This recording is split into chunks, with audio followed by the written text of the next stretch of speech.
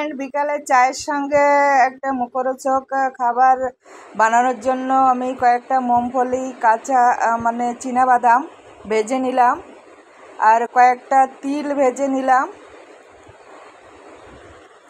এবার আমি কয়েকটা কিছু চিড়ে লবণ দিয়ে আর একটু জল মাখিয়ে কয়েকটা গোলমরিচ দিয়ে রেখেছিলাম।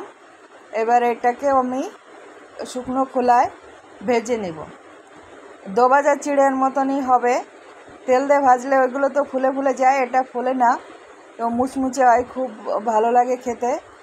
এবার এর ভিতরে আমি যে মুংফলি চীনাবাদাম ভেজে রেখেছি ওটা ঢেলে দিলাম, আর যে তিলটা ভেজে রেখেছি ওই তিলটা ঢেলে দিলাম। এবার এটাকে মিলিয়ে চায়ের সঙ্গে একদম জমে যায় বিকালে, নোনতা নোনতা, আর এই গোলমরিচে মুখে কামড় লাগলে একদম ঝাল ঝাল। খেয়ে দেখবে সবাই বানিয়ে। ভালো থেকো, সুস্থ থেকো।